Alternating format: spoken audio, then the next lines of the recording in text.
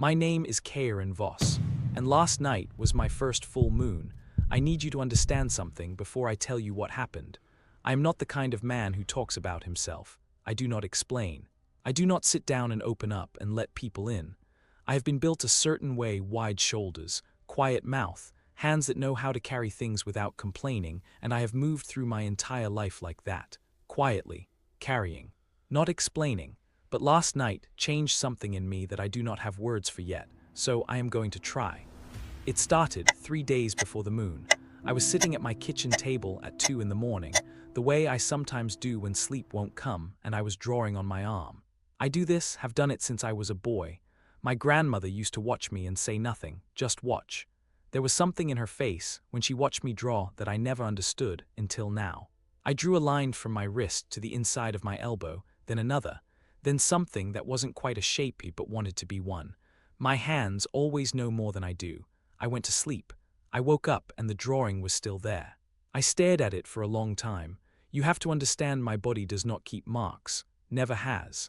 I cut myself at 14, helping my uncle with fencing wire, a deep cut, the kind that should have scarred. It was gone by morning. My mother took me to 3 doctors. They all said the same thing using different expensive words: exceptional healing, remarkable recovery rate, nothing to worry about, nothing to worry about. I have been healing everything my whole life. Cuts, burns, bruises that should have lasted weeks, gone overnight, gone by morning, sometimes gone within the hour, but the drawing on my arm stayed. I drew on the other arm, a different shape.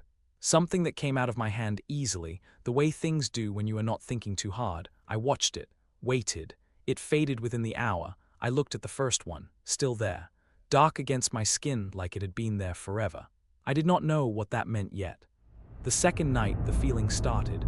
I do not know how else to describe it, except to say that something inside my chest began to listen, not to anything specific, just listening. The way you stop in the middle of a busy street because something at the edge of your hearing has changed, and your body knows before your mind does. I went to the window. The moon was not full yet, 2 nights away, but I could feel it. The way you feel weather before it arrives. Pressure, promise, something enormous moving toward you from very far away. My eyes hurt. I went to the bathroom and looked in the mirror. My eyes are dark brown, have always been dark brown. Warm, my mother used to say, like your father's. But standing at that mirror at 3 in the morning, there was something at the edge of my iris, a ring of amber, faint, like a coal that hasn't decided yet whether it wants to become fire. I leaned closer. It moved, not much, not dramatically, just shifted the way something shifts when it knows it has been seen and is not sure yet whether to hide or introduce itself.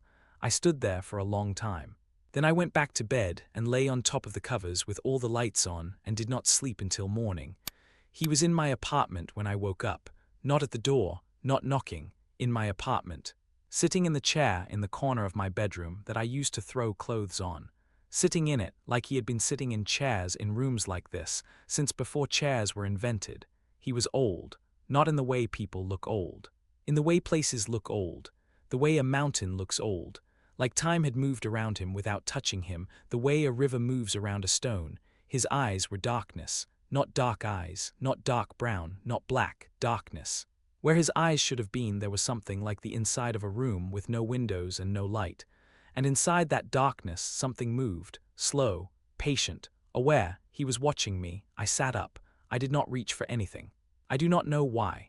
My body made a decision that my mind was still catching up to, which was that reaching for something would be wrong here, would be small, would tell this thing in the chair that I did not understand the size of the moment.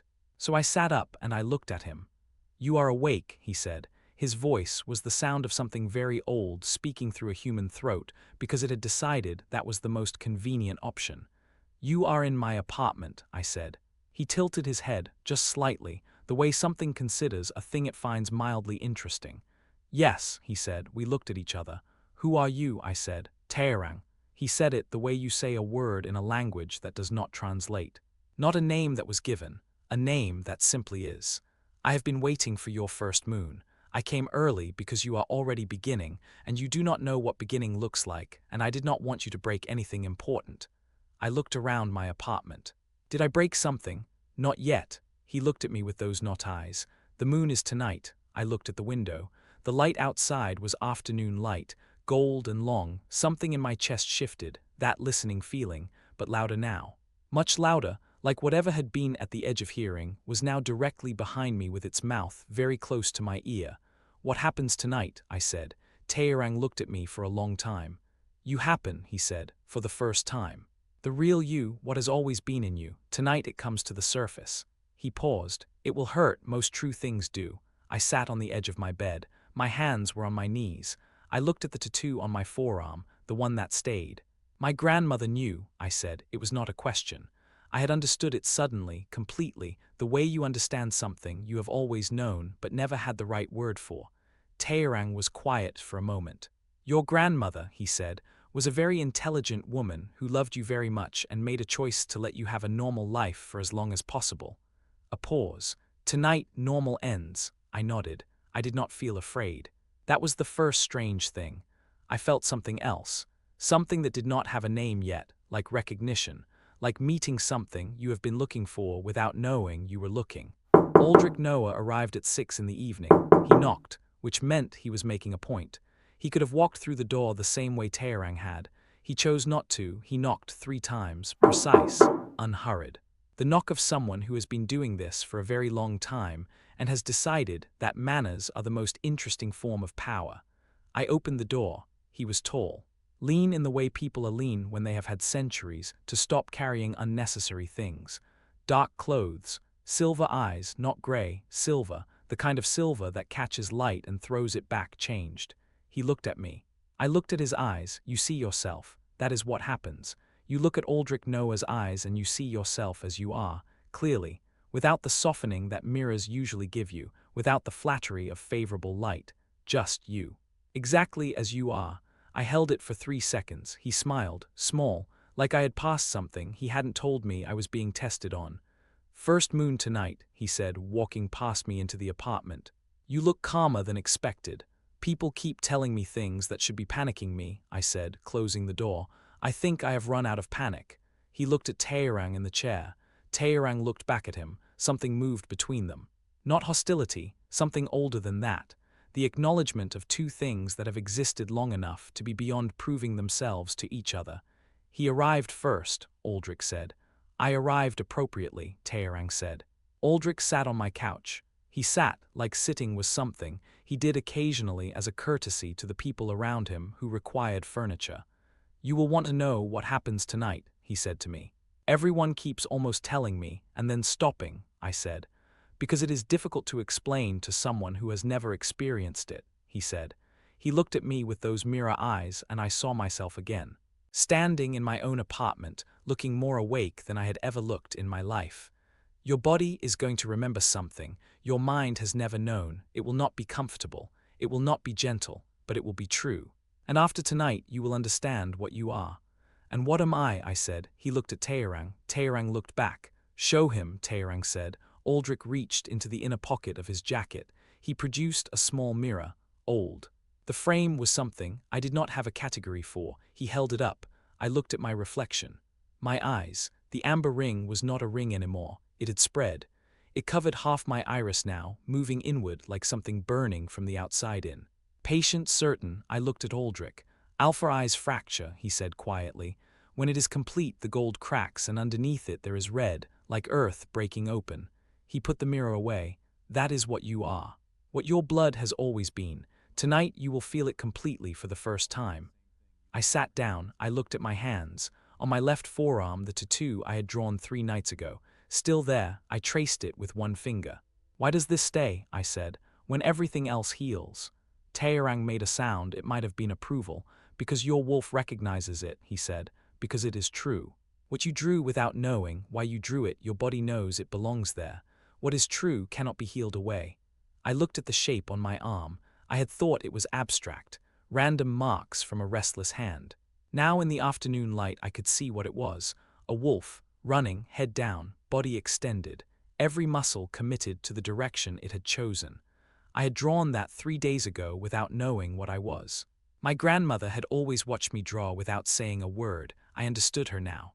Yon Miri walked through my wall, not the door, not the window, the wall, between the living room and the kitchen.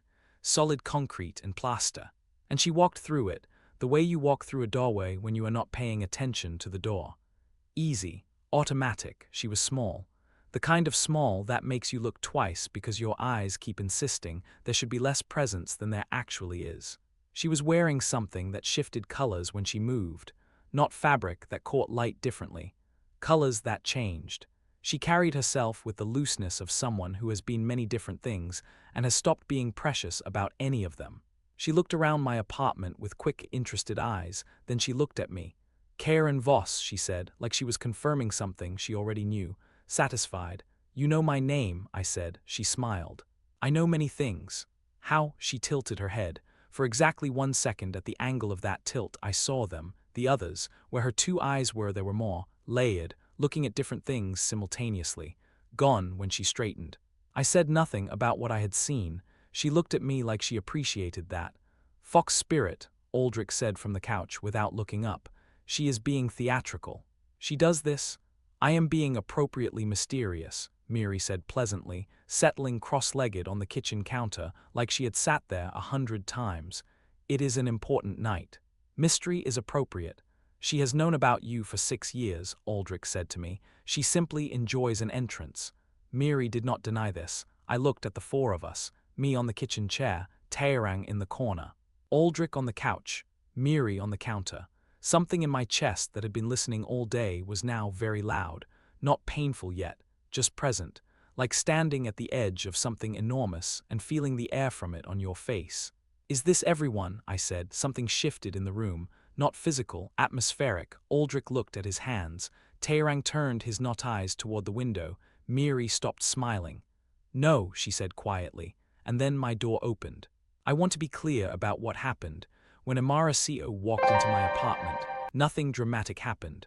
There was no light, no sound, no reaction from the others beyond the kind of stillness that falls when something important enters a space. She was carrying 2 paper bags, groceries. She set them on my kitchen counter, next to where Miri was sitting, looked at Miri for a moment, looked around the room at all of us, and then looked at me. Dark eyes, clear. The kind of eyes that have seen difficult things and decided not to be broken by them. You haven't eaten, she said to me. I could tell. I had never met this woman in my life. My wolf, which had been loud and climbing all day, went completely quiet. Not gone, quiet, like something that has been straining against something and suddenly finds the thing it was straining toward and goes still because stillness is now the right response.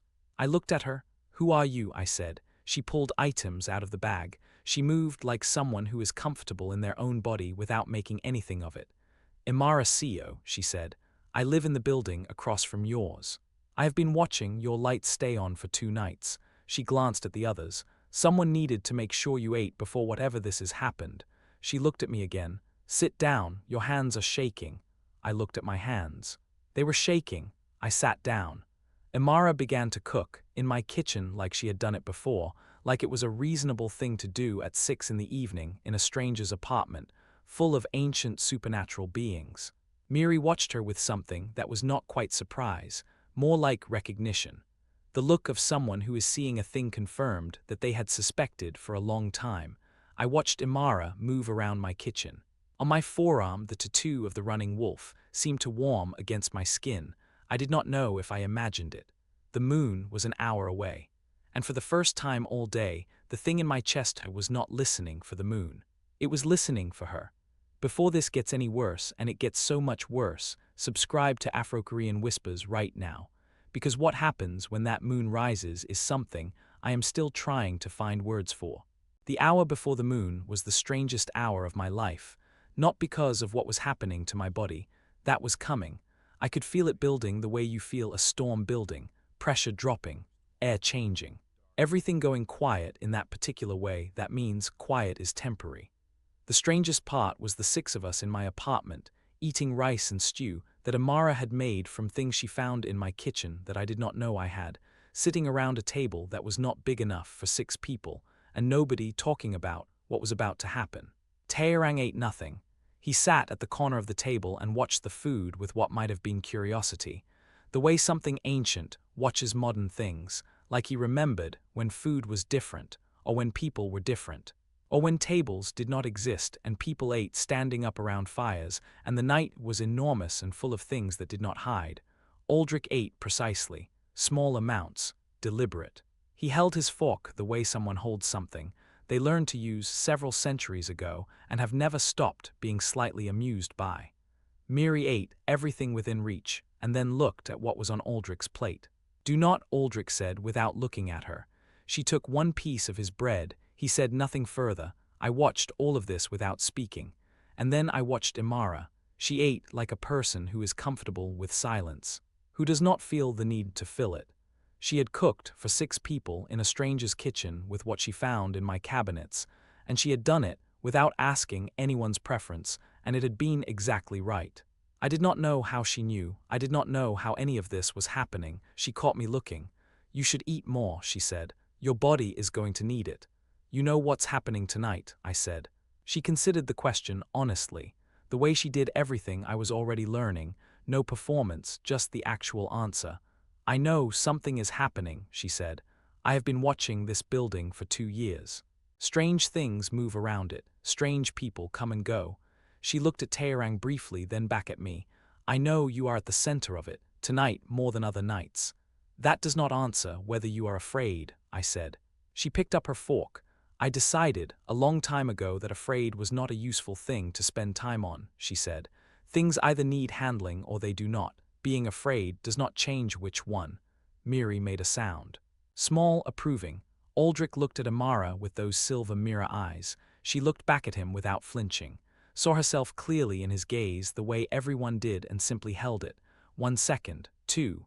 Then she looked back at her food. Aldrich set down his fork. "Interesting," he said quietly, not to anyone in particular. I did not know what he meant. I know now, but I did not know then. The moon rose at 8:47. I know the exact time because the clock on my kitchen wall stopped at 8:47 and has not moved since. I have not touched it. It simply stopped. Like something in the air at that moment was too heavy for small mechanical things to keep moving through. I felt it before I saw it. Not pain. Not yet. First, it was heat, starting at the base of my spine and spreading upward and outward like something that had been sleeping in my bones. My entire life had just opened its eyes. Like a furnace coming on in a building that has been cold for a very long time. Then it was sound. Everything. Every sound in the city, outside my window, that I had been hearing as background, as noise, as the general blur of a city, doing what cities do. All of it separated, sharpened. I could hear the specific footstep of someone walking on the street below. I could hear the conversation 2 floors up, not words, the texture of it, the emotional weight of it. I could hear Imara's heartbeat, that last one. I looked at her, she was looking at me. "Your eyes," she said. Her voice was steady, her heartbeat was steady. I could hear both. "They are changing." I did not need the mirror Aldrich had shown me earlier. I could feel it, the amber spreading, the gold rising, something old and enormous waking up inside the space behind my eyes. "I need to move," I said. My voice came out different. Deeper, not performed, not chosen, just what was there. Taerang was already standing. "The roof," he said. "We arranged it. The roof of my building is flat and empty except for 2 water tanks and some equipment I have never paid attention to."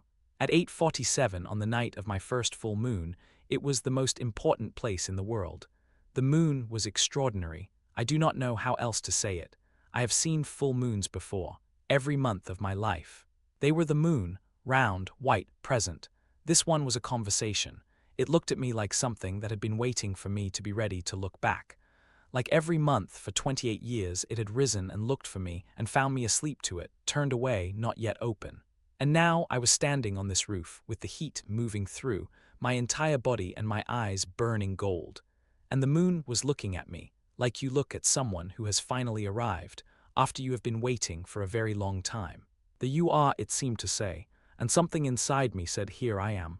Then the pain started. I am not going to describe all of it. Some things are too interior, too much like trying to describe a color to someone who has only ever seen black and white. The words exist, but they do not carry the thing itself. What I will tell you is this. My body had been healing my entire life, taking every mark, every cut, every bruise and erasing it, returning itself to what it believed it was supposed to be, like it had a template, a blueprint. something it was always trying to get back to.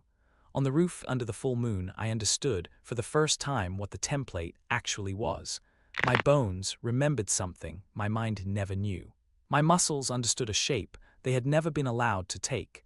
Every cell in my body had been waiting for permission. The moon gave it, and the healing that had erased everything my whole life reversed direction completely. Instead of returning me to what I thought I was, it began returning me to what I actually was. That is what the pain was, not destruction, revelation. I was on my hands and knees on the roof, and the sounds of the city were enormous and my eyes were wide, and I could see in the dark like it was afternoon, and every breath I took was full of information I did not have categories for yet. Miri crouched near me, not touching, just present, her eyes all of them for a moment watching with something that was not pity, something more useful, witness. Aldrich stood with his hands in his pockets, looking at the moon the way someone looks at an old colleague. Respectful, slightly bored, hiding nothing. Taerang stood at the edge of the roof.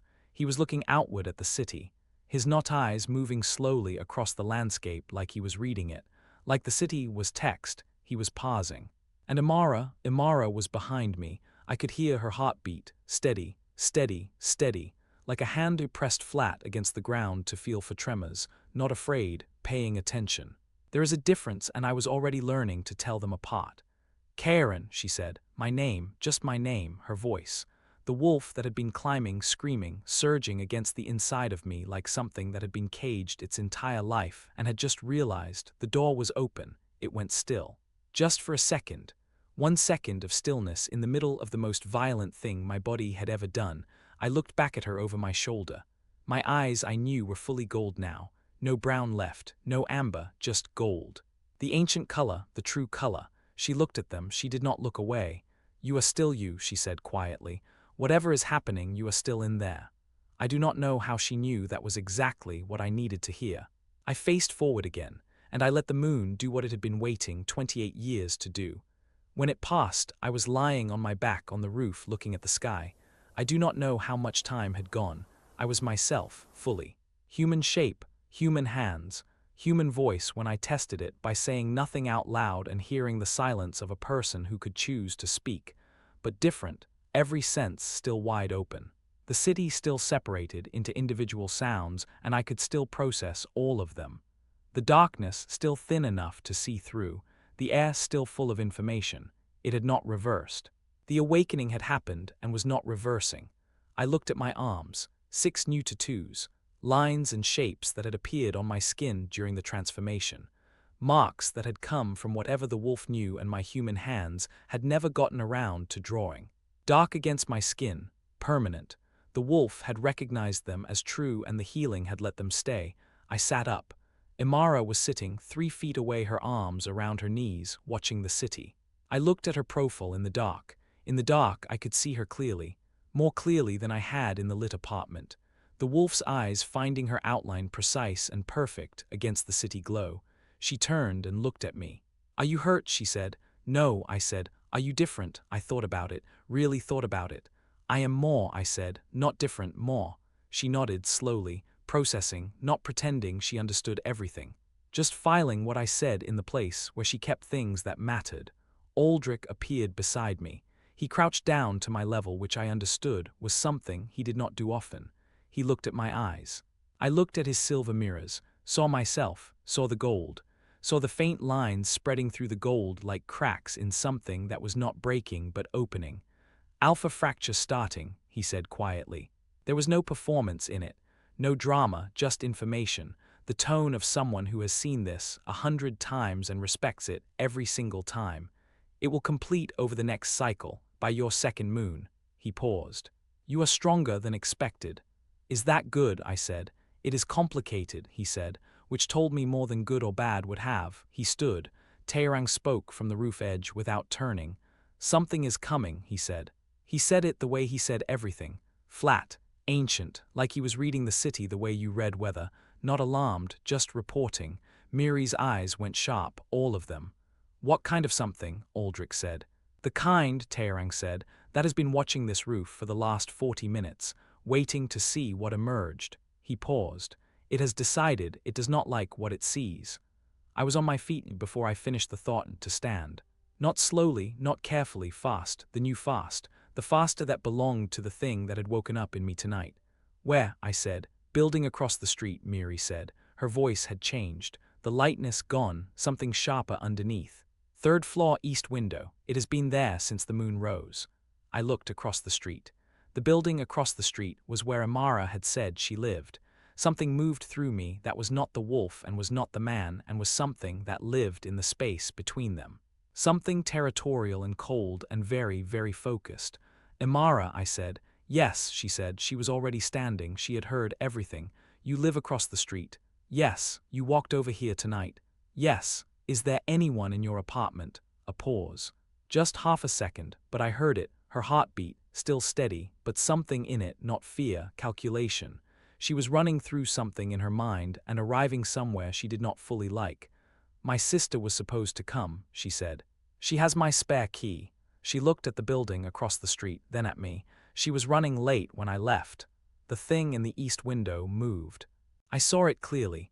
The wolf's eyes making the darkness thin, a shape that was trying to look like nothing, like shadow, like the ordinary dark that belonged in unlit windows. It was not ordinary. It was watching our roof. And when I looked at it directly, it went very still, the way things go still when they realize they have been seen. I looked at Taerang. What is it? I said. Taerang finally turned from the roof edge to face us. His not eyes moved to the window across the street. The darkness inside them shifted, that slow, patient movement of something that lives behind a keyhole and watches. It is old, he said, and it is hungry. And it came tonight specifically because it sensed the awakening. A new alpha surfacing draws attention. Not all of that attention is welcome. And it is in the building where she lives, I said. Taerang looked at Amara, then at me. Yes, he said. Aldrich had his phone out. He was making a call with the calm efficiency of someone managing a professional situation. The call connected, and he spoke 3 words in a language I did not recognize and ended it. I have people moving to the building, he said. 2 minutes. Her sister, I said. Yes, he said. I heard. I looked at Amara. She was looking at the window across the street. Her face was the face of someone who has decided something and is now simply executing it. No wasted energy on what she was feeling, just the decision and the next step. I need to go, she said. No, I said. She looked at me, I looked at her. You have known me for 3 hours, she said. Not hard, not dismissive, just the fact of it. Yes, I said, and you are telling me no. I am asking you to wait 2 minutes, I said. Aldrich has people moving, 2 minutes. Something shifted in her expression, the smallest thing like something loosened by exactly 1 degree. 2 minutes, she said. I turned back to the window across the street. It was still there. Watching, I held its gaze across the dark space between the buildings. My eyes gold and fractured and fully open, letting it see exactly what was standing on this roof looking back at it. Letting it understand that the thing it had come to observe had observed it back. Letting it understand what that meant. The shape in the window shifted. It moved back, just slightly. The way something moves when the calculation it came in with has just changed. Good. I wanted it to recalculate. I wanted it to understand that tonight's awakening had not produced what it expected. Had not produced confusion and vulnerability and a new wolf, stumbling through his first moon alone. It had produced me. Standing on a roof with 4 ancient beings I had known for 6 hours and a woman I had known for 3 whose heartbeat was the only steady sound in a city full of noise and was somehow the thing my wolf kept returning to like a landmark. Like true north, Miri appeared at my shoulder. Her voice was quiet and had lost all its lightness. It is not alone, she said. There are 2 more back of her building, ground level. I looked at Aldrich. My people are at the front, he said, already moving his phone to his ear again. That was deliberate, Taerang said. They expected the front. The primary threat is the back. I looked at Amara. She was already looking at me. My sister, she said. It was not a question. It was not panic. It was a woman handing me the most important fact in the current situation, so I could do something useful with it. I went over the roof edge. I want to explain what I mean when I say I went over the roof edge. I mean I stepped off it. 7 stories. Without thinking about it, because the wolf did not think about 7 stories the way the man did. The wolf thought about the distance to the ground, and the distance to the building across the street and made calculations that had nothing to do with what was survivable for someone who did not heal the way I healed. I landed in the alley between the buildings. The impact was enormous and gone. My legs absorbed it, and my healing closed whatever the landing opened in my knees before I was fully upright. I was already moving. The back of Imara's building, ground level, 2 of them, moving toward the service entrance. I came around the corner. I will tell you what I saw, I will tell you what they were, and then I will tell you what I did, but first. If you are still here, if you have stayed with me, this far, if you are feeling what I felt on that roof when I looked at the window and understood that the night was not finished with me yet, subscribe to Afro-Korean Whispers. Right now, before I tell you what was waiting at the back of that building, before I tell you what it wanted, before I tell you what happened when it realized what I was. Because what comes next is the part I still wake up thinking about, and I need you to be here for it. 2 of them at the service entrance, not human, wearing human shape the way you wear a coat, comfortable with it, practiced. But under the coat, something that had nothing to do with human. They smelled of old water and old dark and something that had not been alive the way living things are alive for a very long time. They had not heard me come around the corner. Good, I am a large man, I have always been a large man, wide shoulders, substantial build, the kind of physical presence that people register before they register my face. My grandmother used to say I came into rooms before I did, but tonight I was larger, not in the obvious way, not transformed, fully human shape, but something in the way I occupied the space was different, fuller. More present, like all the space I had been unconsciously making myself smaller to avoid taking up had returned to me at once. The wolf just under my skin, ready. The nearer one turned first, felt me before it heard me, old instinct responding to older instinct. It looked at my eyes, at the gold, at the fractures beginning to show through the gold like lines in breaking ice. For 1 second it was completely still. Alpha. The word came out with something in it that was not quite language, more like recognition, something cellular and involuntary. The door, I said. Walk away from it. It looked at the one beside it. The second one was older, I could tell. The wolf could read age the way humans read faces. This one was much older, more settled in its wrongness, more comfortable with what it was.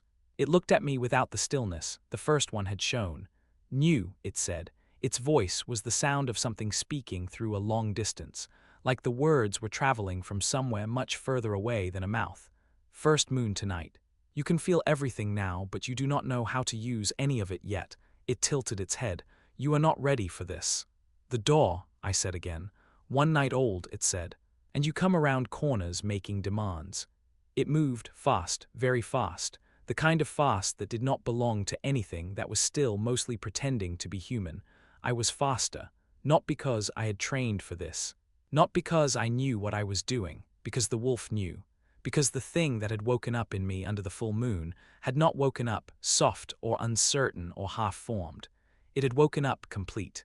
The collision was enormous and short. I will not make it more complicated than it was. My body knew things my mind had never learned. Angles and pressure and the specific vulnerability of things that were pretending to have human anatomy. The wolf's knowledge inside the man's body. The first one was on the ground before it understood what had happened. The second one was older and faster and had done this before. Many times, I could feel the difference. The weight of experience in every move. It was not playing. It did not underestimate me twice. We were in the alley and the city did not stop for us, the way it never stops for anything. And I was bleeding from something across my ribs that closed within 30 seconds. And the old thing across from me was watching the wound close with an expression that told me it had factored in my healing and was already adjusting. It was still adjusting when Aldrich came around the corner from the other direction. Aldrich Noah, centuries old, silver mirror eyes, the particular stillness of something that has been the most dangerous thing in most rooms for longer than most rooms have existed. He looked at the old thing across from me. The old thing looked at him. Whatever it saw in those mirror eyes, whatever it saw of itself, reflected back clearly, and without softening it made a decision. It moved back, then further back. Then it was gone in the way things that are mostly shadow go when they choose to stop holding form. The first one followed. The alley was empty. I was standing with my back to the service entrance with blood on my shirt that was already dried because the wound underneath it had closed. And Aldrich was standing 10 feet away, looking at the empty alley with the mild expression of someone whose evening had gone more or less as anticipated. "The third one," I said. "Teherang," Aldrich said. "Third floor. It will not be an issue." I turned to the service door. I pulled it open. The inside of the building was ordinary, in the way buildings are ordinary when nothing dramatic is happening in the hallways. Worn carpet. Buzzing light on the second floor. The smell of someone's dinner from behind a closed door. I went up the stairs. Third floor, I found it, or found where it had been. The third floor hallway was empty, but the air was different. That old water smell. That quality of darkness that lingers after something has decided to stop occupying it. And standing at the door of apartment 3C, key in hand, eyes wide, completely unharmed, was a young woman who looked enough like Amara that I knew immediately. She looked at me. I was aware of what I looked like. Large, standing in a stranger's hallway with dried blood on my shirt and eyes that were still fully gold in the fluorescent light. She looked at my eyes. She pressed herself against the door. "I am not going to hurt you," I said. My voice was still deeper than usual, but I tried to make it as steady and human as I could manage. "Your sister sent me, Imara. She is across the street. She is safe." The young woman looked at me for a long moment. Then her phone was out. She was calling, and I heard Imara's voice from the speaker, calm, present, and the young woman's shoulders dropped 2 inches. I stood in the hallway and let them talk. After a moment, Imara said, "Put him on." The young woman held the phone out to me at arm's length. I took it. "She's safe," I said. "I heard," Imara said. "Are you hurt?" I looked at my shirt, the blood. "No," I said, "not anymore." A pause. "Karen, yes, thank you." I did not have anything useful to say to that, so I said nothing, which felt right. Which felt like the kind of thing that did not need filling. "Bring her across," Imara said. "I'll be at the door." Imara's sister's name was Adiz, and she was 23 years old, and she held my arm the entire walk across the street with the grip of someone who has just had a very frightening evening, and has decided that the large man with the strange eyes is currently the safest option available. I did not mind. Imara was at the door of my building, like she said she would be. She opened her arms and Adiz walked into them, and they stood like that for a moment in the doorway, and I stood behind them in the street and looked at the two of them and felt something in my chest that was not the wolf and was not the man. Was something that did not have a name yet, but was beginning to take up space. Imara looked at me over her sister's shoulder. She looked at my eyes, still gold, the fractures still there. She nodded once, small. The nod of someone who has assessed a situation and is filing the results somewhere important. I nodded back. Then she looked past me at the building across the street. "Will they come back?" she said. I thought about it. Honestly. "Not tonight," I said. She looked at me. "But not never." "No," I said. "Not never." She was quiet for a moment. Then she stepped back and held the door open. "Come inside," she said. "You need to eat again. And you need to tell me everything." We went back upstairs, all of us. Miri had come down from the roof. Teherang was already in the apartment when we arrived, sitting in his chair like he had never left it. Aldrich came in last and closed the door behind him and stood with his back to it, in the manner of someone establishing that the perimeter was handled. Adiz sat on the couch and looked at all of us with the wide, careful eyes of someone making rapid assessments and storing everything for a very long time later. Imara went to the kitchen. She began making tea. I sat at the kitchen table and watched her move, and my wolf was quiet in the way it went quiet specifically around her, and I was starting to understand what that meant, even if I was not ready to say it. She set a cup in front of me. She sat down across from me. She looked at my arms, the tattoos, the 6 new ones from tonight alongside the original. "Can I?" she said. She waited. I extended my forearm across the table. She traced one of the new marks with her fingertip. Gently, like she was reading Braille, like the lines meant something she was trying to translate. "Does it hurt?" she said. "No," I said. "The opposite." She looked up at me, at my eyes. Still gold, the fractures visible. The ancient color of what I was settling into the surface at last. She did not look away. She looked at me, the way the moon had looked at me on the roof. Like something that had been waiting for me to be ready to be seen. And for the first time in 28 years of moving through the world quietly, carrying things without complaining, making myself useful and undemanding and easy to overlook, I let someone look. Miri said from across the room, very quietly to no one in particular, I have been alive for 400 years. Nobody responded. I have seen 17 first moons. Still nothing. That, she said, is the first time I have seen a wolf go still for a human. Aldrich looked at his tea. Taerang looked at the window. Imara did not move, did not take her eyes off mine. What does that mean? Adiz said from the couch. She had been very quiet for a long time. What does that mean that he went still? Miri smiled, all her eyes for just a moment visible in the smile. It means, she said, that this story is just beginning. 3 days after the first moon, I drew a new tattoo. I did not plan it. I never planned them. I was sitting at the kitchen table at the hour before dawn, when the city is at its most honest. When all the noise it makes to convince itself it is important has gone quiet, and my hand picked up the pen and started moving. I drew her name, not stylized, not hidden inside a symbol or abstracted into something I could pretend was something else. Just her name, in my handwriting, on the inside of my left wrist where the pulse lives. Imara. I put the pen down, I looked at it, I waited.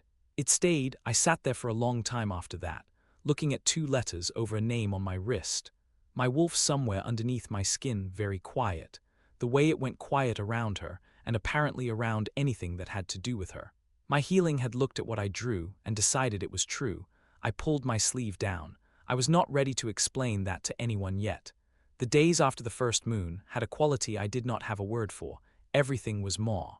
I had said that to Imara on the roof, and it was still the most accurate thing I could find. More sound, more detail, more information in the air around me at all times. The city was no longer background. It was a constant conversation. I was now fluent in whether I wanted to be or not. I was learning to manage it. Aldrich came every morning. He sat at my table and drank black coffee and told me things in the direct, unbothered way he told me everything.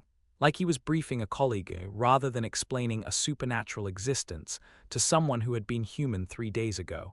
The senses will normalize, he said on the second morning. Not diminish, normalize.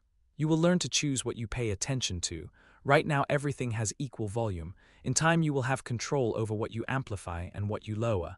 How long? I said. Weeks, months. He shrugged slightly. Depends on the wolf. Depends on the alpha bloodline. He looked at me over his coffee cup.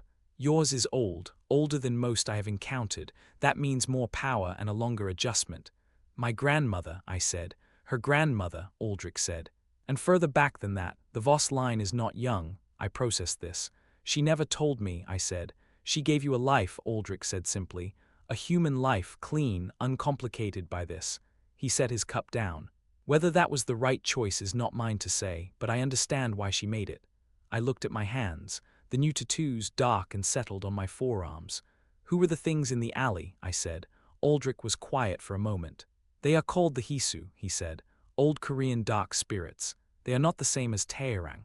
Where Taerang is ancient and bound by old laws, the Hisu operate outside of laws. They feed on newly awakened power. A first moon is like a light turning on in a dark space. It draws them. They will come back, I said. They will send something worse, Aldrich corrected. What came to your roof and your alley on the first night were scouts. They were assessing. Now they know what you are, he paused. They will not send scouts again. When? I said. Next moon, he said, possibly before. I looked at the window, the building across the street, the 3rd floor where Imara and her sister lived. They know about her, I said. Aldrich followed my gaze. Yes, he said, because she was here that night. Because of more than that, he said. He looked at me carefully. Karen, the wolf going still around a person, it is not a small thing. In the old understanding of alpha bonds, when a wolf goes still for someone, it means the wolf recognizes something in them. Something essential. He paused. The Hisu are old enough to know what that means. They are old enough to know that the fastest way to destabilize a new alpha is through the person the wolf has recognized. The thing in my chest that had been going quiet around Imara did the opposite. It went very loud, very cold. They will go for her, I said. If they are intelligent, which they are, Aldrich said. Yes, I stood up from the table. Then we need to tell her, I said. Aldrich looked at me. She needs to know what is coming, I said. She does not get to make a decision without the information. That is not a choice. That is just someone else deciding for her. Something moved in Aldrich's silver eyes, not reflection this time. Something he was deciding about me. Filing somewhere. You are already thinking like an alpha, he said quietly, and the way he said it was not flattery. It was observation, careful and specific. I went across the street. Imara opened the door before I knocked. She looked at me, at my eyes. The gold was still there in the mornings, took until midday to settle back to brown. She had stopped reacting to it after the first morning, had simply adjusted the way she seemed to adjust to everything by observing it clearly and incorporating it into her understanding of the current situation. You have something to tell me, she said. Yes, I said. She stepped back and let me in. Her apartment was the opposite of mine. Mine was functional, the home of someone who had never expected to stay. Hers was lived in. Books on every surface, not decorative books, red books, spines broken and pages marked. A plant on the window ledge that was thriving in a way that suggested she actually paid attention to it. Photographs on one wall, her family. Adiz, a woman who must have been her mother, standing in a market somewhere with the posture of someone who owned the ground under her feet. I stood in the middle of it and felt how much of herself she had put into the space. She made tea. She did not ask if I wanted any. She just made it and put it in front of me and sat across the small table and looked at me with those clear dark eyes. I told her everything. The Hisu, what they wanted. What the wolf going still meant in the old understanding. What Aldrich had said about the fastest way to destabilize a new alpha. I told her plainly. The way she had been plain with me from the first hour. No softening, no management. The actual information. She listened without interrupting. When I finished, the apartment was quiet for a moment. She looked at her tea, then she looked at me. So I am a target, she said. Because of you, because of what the wolf recognizes in you, I said. Yes. And what does it recognize? I looked at her. I did not have the word yet. I had the feeling and the fact of the tattoo on my wrist under my sleeve, but I did not have the word. Something essential, I said, which was what Aldrich had said, and which was honest, even if it was not complete. Imara looked at me for a long time, not afraid, not angry, processing. What are my options? She said. And that was the moment I understood something about her that I had been sensing since the first night, without being able to name. She did not ask me to fix it, did not panic about what she could not control, did not perform helplessness as a way of giving the problem to someone else. She asked for her options so she could make her own decision. You can leave the city, I said. Go somewhere they cannot track you. That is the safest immediate option. And the other options, she said. You stay, I said, and we prepare, she nodded slowly. What does prepare mean, she said. It means you know what is coming. It means you are not alone when it comes. It means the four of us are between you and whatever they send. I paused. It means you are not a passive target. You are someone who knows the landscape. Imara was quiet. She turned her teacup in her hands, a small rotation. Twice. My sister, she said. Adiz goes to your family tonight, I said. Away from here, that is non-negotiable. Imara looked up. You sound very certain about what is non-negotiable, she said. Yes, I said. She held my gaze for a moment. Something in it that was measuring, not challenging, just honest assessment of the man across from her, then something in her expression settled. 1 degree. The same loosening I had seen on the roof. All right, she said. I stay, we prepare. She picked up her tea. Tell me what that looks like. What it looked like was this. Miri moved into the building across the street. Not Imara's apartment, the apartment above. She had many ways of being present without being visible, and she used all of them over the following days. Watching the approaches, monitoring the energy of the surrounding blocks with senses that operated on a frequency I was only beginning to understand. Aldrich's people, who existed in the city in ways that looked completely ordinary if you did not know what to look for, spread through the neighborhood. Not armed, not obvious, just present. Old beings who knew how to occupy space without announcing themselves. Teherang went somewhere I did not ask about and came back different, heavier. Like he had gone to a very old place and had a conversation with something older than him and had returned carrying the weight of it. The Hisu have a name for what they are sending, he said when he returned. He sat in his chair and looked at the middle distance. It is called the Mugen. It is not a scout. It is not a soldier. He paused. It is a consequence. It is what they send when they want something completely finished. How do we stop it? I said. An alpha in full claim can face it, he said. But you are not in full claim yet. The fracture in your eyes is not complete. The full alpha state is not accessible to you until the second moon. The second moon is in 25 days, Aldrich said. The Mujin will not wait 25 days, Taerang said. The room was quiet. Then we need to make sure it does, Miri said from the window. She was looking out at the street below, her back to us. Her voice light in the way it went light when the lightness was deliberate, when she was thinking hardest and performing least concern. We need to make it wait. How? I said. She turned from the window, all of her eyes visible for a moment. All of them focused on me. By making it believe the fracture is already complete, she said. By making it believe you are already in full claim. I am not, I said. No, she said, but it does not know that. She tilted her head. The Mujin reads power. It measures what it is walking into before it commits. If what it reads is a completed alpha, it will recalculate. It will go back to the Hisu and report, and they will have to rethink their timeline. That buys us time, Aldrich said. That buys him 25 days, Miri said. She looked at me. But to make the Mujin believe the fracture is complete, you need to show it. You need to project the full alpha state, even though you cannot fully access it yet. She paused. It will hurt. Trying to reach something your body is not ready for yet will hurt considerably. I can manage pain, I said. This is not regular pain, she said. I know, I said. But it is better than the alternative. Miri looked at me for a long moment. Then she looked at Amara, who was sitting against the far wall saying nothing, listening to everything, her arms around her knees, then back at me. When it comes, she said, you will know. It does not announce itself the way the scouts did. It simply arrives. Between one breath and the next, the air changes and it is there. She held my gaze. When that happens, do not wait. Do not assess, project, everything you have, everything the wolf has, everything the alpha bloodline has carried for generations, all at once.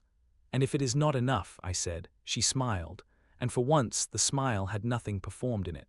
Then Taerang and I will not be far away, she said, and Aldrich's people will close in from every direction. She paused, and I suspect she, a glance at Imara, will do something none of us are anticipating because that is what she does. Imara looked at Miri. Miri looked back with all her eyes and said nothing further. Something passed between them that I did not fully understand. I was beginning to suspect that there were things about Imara Seo that even Imara did not fully know yet. It came on the 19th day, not the 25th, the 19th. I was in the courtyard between the two buildings in the early evening. I went there sometimes in the hour before dark when the gold was starting to leave my eyes and the brown was returning, and the city was making the particular sound it makes when it is transitioning from the day version of itself to the night version. I went there and I stood still and I let the wolf's senses run. This was what Aldrich called practice, not fighting, not training in any conventional sense, just standing in a space and letting all of it in, all the sound, all the information in the air, learning to process it without reacting to every piece, building the kind of stillness that was not absence but choice. I was standing in that stillness when the air changed, between one breath and the next. I did not see it come, did not hear it approach. One moment the courtyard was the courtyard, evening light, city noise, the familiar smell of the neighborhood. Then something was present that had not been present, and the quality of the air around it was wrong in a way that went past wrong into something that did not have a comfortable human word. Ancient, heavy, patient. The patience of something that has never needed to hurry because it has never encountered anything that was worth hurrying for. I did not turn around immediately. This was not bravery. This was the wolf. The wolf knew that turning quickly was information. That how you turn tells something watching you, what you are, what you expect, whether you are certain of yourself or performing certainty. I turned slowly. The way you turn when you already knew it was there. The Mujin was in the shadow at the edge of the courtyard, not hiding, standing in the shadow the way something stands somewhere when it owns the space. When the shadow belongs to it, rather than it hiding in the shadow. It was large, not the same kind of large as me, not physical scale. Large in the way certain things are large, when they occupy more space than their shape accounts for. When the space around them belongs to them, and the air moves according to what they want from it. It looked at me, I looked at it. And then I felt Amara step out of the building behind me. I did not turn, could not afford to turn. But I heard her heartbeat, her footstep, the specific quality of her presence that the wolf had been mapping since the first night, without telling me it was doing so. She stopped. She had felt the change in the air. Karen, she said quietly. Stay behind me, I said. She said nothing. Her heartbeat stayed steady. The Mujin's attention moved to her. I watched it happen. The slow shift of its focus from me to the person behind me. the quality of that attention changing as it moved. It had come here measuring power, and now it was measuring something else. The fastest way to destabilize a new alpha. I felt it, the moment it made its decision. The cold thing in my chest went incandescent, not anger. Something more total than anger. Something that did not negotiate or calculate or weigh options. The wolf looked at the thing in the shadow, and it looked at where Amara was standing, and it made its own decision in the space under my skin, and the decision was not complicated. No, I reached for the fracture. Miri had said it would hurt. She had said it was not regular pain. She had been accurate. Reaching for the full alpha state before the second moon was like trying to open a door that was not built to open yet. The frame was there. The hinges were there. The door existed and would one day swing open completely on its own when my body was ready, but trying to force it 19 days early was a different thing entirely. The pain was not in my body. It was behind my eyes, deep in the place where the wolf lived, like something being stretched before it was ready to stretch. Like a sound being pushed past the frequency it was built for. I held it. I did not make a sound. I opened my eyes. My eyes, which had been returning to browns for the hour before this moment, went fully gold. Then the gold cracked. I could feel it happening. The fractures spreading through the gold of my iris like lines through ice, and underneath the gold through the cracks. Red, not bright, not performed, the deep red of something that has been in the earth for a very long time, ancient, certain, completely without hesitation. I looked at the Mugen with fractured gold and red bleeding through the cracks, and the full weight of every generation of the Voss bloodline behind my eyes, and I let it feel all of it, not just the power. The certainty, the absolute unambiguous fact of what I was, what I had always been, what no amount of denial or human living or normal life had changed or diluted or touched, the alpha, whole, complete. Standing in a courtyard in the evening light, with a woman behind me that nothing in this world or any older world was going to reach. The Mugen was still. It looked at me with its ancient patience, and the patience shifted. Changed quality. Something was running behind it. Calculation. Reassessment. The same thing the scouts had done on the first night when they saw my eyes, recalculating. I held the projection until my vision started to gray at the edges from the effort of holding a door open that was not ready to open. I held it, the Mugen took one step back, then another. Then it was gone, between one breath and the next, the way it had arrived. The air in the courtyard returned to itself. Evening light, city noise, the neighborhood smelling like the neighborhood. I was on one knee before I understood I had gone down. The pain behind my eyes was enormous. My vision was whiting at the edges. The effort of forcing the fracture before its time had cost something I did not have a name for yet. Imara was beside me, not behind me, beside me. She had moved without making a sound. Her hand was on my back, flat, warm, steady. And her heartbeat was in my ear, and it was still. Still, still, still. The steadiest thing I had ever heard. "I have you," she said. The same words she had said on the roof on the first night. "You are still you are still in there." The wolf that had been straining and burning went quiet the moment her hand touched my back. Just quiet, safe in a way I did not have the framework for yet. I looked up at her.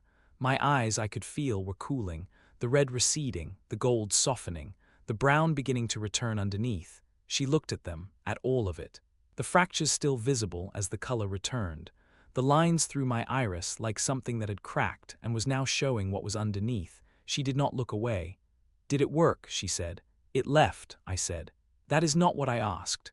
"Yes," I said, "it worked." She let out a breath, not a relieved breath, not the breath of someone who had been afraid and was now safe. The breath of someone who had been paying very close attention to a very important thing and was now filing the result. "Can you stand?" she said. "Yes," I said. "Are you sure?" "No," I said. She put her arm around my back and helped me up with the quiet, competent efficiency of someone who had done difficult physical things before and did not make performances of them. We stood in the courtyard together. I was still larger than her. She was still steady. The evening was doing what evenings do, and the city was doing what cities do, and we were standing in the space between our buildings in the particular quiet of a moment that has just survived itself. "It will come back," I said. "I know," she said. She had not moved her arm from my back. "Not tonight," I said. "I know," she said. "But before the second moon," I said. "And the second time it will not come alone." She was quiet for a moment, the courtyard, the evening light, her arm on my back. "Then we have 19 days," she said. "6," I said. I bought 6 days, not more. I looked at her. I am sorry, it was the best I could do. She turned to look at me, at my face, at the fractured iris settling back to brown, at whatever she saw there that was different from the first night, from the second morning, from every day between. You went to your knees to protect me, she said. Yes, I said, before you knew if it would work. Yes, I said. She looked at me for a long time. Don't apologize to me, she said quietly. Don't apologize for that. That night all of us sat in my apartment again. Not a crisis meeting, not strategy, just sitting, Taerang in his chair, Aldrich on the couch, his silver eyes going from person to person in the room as though taking attendance of the living. Miri cross-legged on the counter, with her hands around a mug of something that was probably not tea, her eyes all settled to two, the way they were when she was not actively performing anything. Imara at the table, across from me. Adiz was not there. She had gone to family 3 days after the first moon. Imara had made that call without being asked, without needing to be asked, making sure the person she loved most was somewhere safe before the dangerous part started. I had watched her make that call, had watched her be completely steady on the phone, warm, giving her sister nothing to be afraid of, saying, "See you soon," in a tone that made it true. Then she had hung up and sat very still for 60 seconds in the kitchen, and I had not said anything because some things are not for saying. Now she sat across from me at my table and drank her tea, and the city was dark outside, and the moon was 6 days from full, and somewhere in the city's old spaces, something ancient was recalculating. 6 days, Miri said to the room, not worried, just naming it. 6 days, Aldrich agreed. Taerang said nothing, which with Taerang meant something. I looked at Amara. She was looking at her tea. Then she looked up and caught me looking and held it without performing anything about it. What happens, she said, on the second moon? The fracture completes, I said. The full alpha state becomes accessible, stable, not something I have to force. And the Mugen, she said, a completed alpha can face it properly, I said. And if you face it properly, she said, then it is finished, Miri said from the counter. The Hisu do not send the Mugen twice to the same alpha. It is not in their law. Once a completed alpha has faced it and survived, the claim is acknowledged. The territory is acknowledged. She looked at Imara. The bond is acknowledged. Imara looked at her. The bond, she said, even and clear. Miri looked at me. I looked at Imara, the tattoo on my wrist under my sleeve, her name. That stayed because it was true. Yes, I said. The room let that sit. Imara turned her teacup in her hands, the small rotation, twice. I do not know what I am, she said quietly. I am aware that you are all aware of something about me that I am not aware of. She looked around the room. At Miri specifically. I am not a fool and I do not like being managed. Miri set down her mug. She looked at Imara with all of her eyes for just a moment. No, she said, you are not a fool. And we are not managing you. She paused. What you are is not something that has revealed itself yet. We have suspicions, old ones, but what we suspect about you is not ours to tell you. It is yours to discover. She held Imara's gaze, and I believe you will, soon. Imara looked at her for a long time, then she looked at me. I looked back. There was something between us in the lamplight of my kitchen that I did not have a word for. That I suspected I would not have a word for a long time, and that this was fine. That some things do not need the word before they are real. They are real first, and the word comes later. 6 days, she said to me. Yes, I said. Then we plan. Yes, I said. She nodded, put down her tea, opened her hands flat on the table, palms up, like someone who has set down the last thing they were carrying and is now ready to use their hands for something else. Tell me everything, she said. All of it, no softening. I need to know what is coming, and I need to know it completely. I will not tell you everything about the 6 days. Some of it is not mine to share. Some of it belongs to the space between people, when they are preparing for something difficult together, and the preparation becomes its own thing, its own quiet intimacy. What I will tell you is this. Imara Seo did not become less herself in the days that followed. She became more. She asked questions that none of us had thought to ask. She found angles in the plan that we had not seen. She pushed back when something did not make sense and held firm until it was explained or changed. She slept in my apartment on the last 3 nights, not because she was afraid, but because it was tactically sound and she was practical above all else. On the 5th night, I woke at 2 in the morning to the sound of her in the kitchen. I came out, and she was standing at the window looking at the street below. I stood in the doorway. She knew I was there. Can you hear it? She said. Not looking at me, looking at the city. Hear what? I said. I do not know how to describe it, she said. It started 2 days ago, a sound underneath everything, like something very far away humming. She turned to look at me. I thought it was the city, but it is not the city. I looked at her eyes, clear, dark, human, and something at the very edge of them. Something that had not been there on the first night. The faintest, a ring, not amber, not gold. Something I did not have a color for. I said nothing. She looked at me and I looked at her, and we both understood that something was beginning in her that she did not have the word for yet. Miri said I would discover it, she said quietly. Yes, I said. She said soon. Yes, I said. She turned back to the window. I am not afraid, she said. And then quieter, that is the part that surprises me. I thought I would be afraid. I crossed the kitchen and stood beside her at the window. We looked at the city together. The first night, I said, when the moon came up and everything changed, I was not afraid either. I paused. I was afraid of a lot of things in the days before it. But when it actually happened, I just felt like I was finally the right size. She was quiet for a moment. The right size, she said. Like everything I was had always been too much for the shape I was trying to fit, I said. And the moon said, you do not have to fit that shape anymore. She turned her head to look at me, at the side of my face. Karen, she said, yes. On the first night, when you went over the roof edge. She paused. 7 stories. You did not hesitate. No, I said, because of me. Yes, I said. She looked at me for a long time. Then she turned back to the window. She reached out and took my hand, not dramatically, not with anything performed around it. She just reached out and took my hand the way you take something that belongs to you, like it was the next obvious thing. I felt the tattoo on my wrist under her fingers, her name, pressed between her palm and my pulse. I looked at the city. She looked at the city. We stood like that until the sky started to change. The second moon rose on a clear night. No clouds, the sky doing nothing to soften it. Just the moon and the city and the 6 of us on the roof again, which had become our roof now. The place where important things happened. The transformation was different this time. Faster, more certain. My body knew where it was going. No confusion, no resistance. Just the deep opening of something that had been waiting exactly 28 days for the second chance. The fracture completed. I felt it, the gold spreading fully across my iris. Then the cracks widening. The red coming through not in threads but in full presence. Gold and red and something ancient underneath both of them that had no color name in any language I spoke. I stood on the roof and opened my eyes and felt the completed alpha state for the first time. It was not loud. That surprised me. I had expected power to be loud, expected it to feel like the transformation had felt. Violent.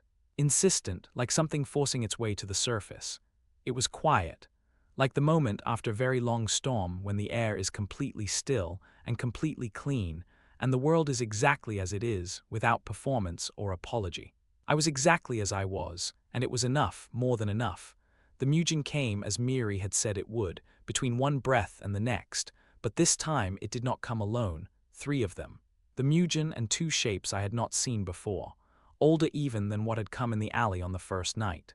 Things that the Hisu had sent, because they had understood what they were dealing with and had decided to end it before the fracture completed. They were 19 days too late. What happened on that roof I will not describe in the way of a performance. I will tell you that Taerang moved from the roof edge and put himself between the 2 elder shapes and everyone else, and the darkness from his not eyes spread outward, until it was not just the darkness of his eyes, but the darkness of something much larger being brought to bear. I will tell you that Miri became something I cannot describe without the words falling short, and that the 9 eyes were all open and all focused, and what she showed those elder shapes was enough to stop them completely. I will tell you that Aldrich stepped forward and did not move quickly or dramatically. And the thing he carried with him, centuries of it, all of it present, all of it visible in those silver mirrors, was enough to make the elder shapes understand what kind of company the new Alpha kept. And I will tell you that the Mugen looked at me, at my completed eyes, at the red through the gold through something older and the full weight of the Voss bloodline finally, fully, irreversibly present, and it understood. Not that it had lost a fight, that there was no fight to have, that what stood on this roof was not a new Alpha stumbling through his first cycle, was not something that could be destabilized through the person beside him, was not something the Hisu had a strategy for anymore, The Mugen looked at me for a long time. I looked back, then it turned, and it was gone. And the two elder shapes were gone, and the roof, it was just the roof again. Clear night. The city below doing what cities do. The moon saying nothing, because the moon had already said everything it needed to say. The quiet after was enormous. We stood on the roof for a while without speaking. Some moments need to be stood in before they can be moved away from. Taerang returned to himself, the darkness drawing back to his not eyes. He looked out at the city, and something in his ancient face was, if not peaceful, then settled. The way very old things look, when something they have been waiting on has finally resolved itself correctly. Aldrich straightened his jacket. He looked at me and gave one small nod, not approval seeking, just acknowledgement. One person noting something to another person. The fracture is complete, the claim holds. We both know what that means. Miri came back to herself by degrees, the way she always did, the extra eyes settling until only two remained. The lightness returning to her manner. But underneath it, something that was not lightness at all. Something that had been there since the first night. She looked at me with those two eyes, and in them, something that might have been relief if 400-year-old fox spirits experienced relief, which I suspected they did, but would never admit. Imara was standing at the roof edge looking at the city. I went to her. She heard me coming and did not turn. Let me come to stand beside her. We looked at the city together. The same way we had looked at it from her window 6 days ago. The same city. Different than it had been. Everything different in the way things are different when you have been through something with someone and the something is now finished. I looked at her profile. At the edge of her eye, the ring that had appeared 5 nights ago. It was brighter now after the moon. After everything the night had carried, still not a color I had a name for. She felt me looking. She turned her head. We looked at each other. Is it over? She said. This part, I said. Yes. She understood what that meant, that there would be other parts. That a completed alpha and a woman who was beginning to be something neither of us had a word for yet did not get a world without other parts. She had always understood that. Since the first night, she had understood exactly what staying meant, and she had stayed anyway. Your eyes, I said. I know, she said. She did not look away from mine. I can see differently now. At the edges of things, it started 3 days ago. I keep seeing the edges of things as something they are not, or something they also are. What do you see? I said. She looked at the city. Light, she said, underneath everything. Like the city has a second layer and the second layer is light. She paused, and when I look at you, she turned back to me. It is very bright. We stood there, the moon above us, the city below us, all of it vast and old and ongoing. I reached out and took her hand. Her fingers closed around mine. Miri will know what you are, I said, when you are ready. I know, she said, not tonight. No, I said, not tonight. She leaned slightly into my shoulder, small, casual, like something she had been doing for a long time. My name is Karen Voss, I said quietly. She looked up at me. And my first full moon was 28 days ago. She smiled, small and real. The kind of smile that does not perform itself. And, she said, and the wolf went still for you on the first night, I said, and it has not moved since. She looked at me for a long moment. Is that what this is? She said. I do not have a word for it yet, I said. Neither do I, she said. But it is real, I said. Yes, she said, it is real. We stood on the roof under the completed moon, Taerang behind us, ancient and settled, Aldrich at the door. Steady and permanent, Miri somewhere between us and the sky, curious and alive, and 400 years of knowing exactly what she was watching. And Imara beside me, her hand in mine, her name on my wrist. Something beginning in her eyes that the moon had just introduced itself to. And me, finally the right size, finally exactly as I was. Not a man who had spent 28 years healing everything back to something smaller than he was. But Karen Voss, Alpha, and whatever came next, we would find out together.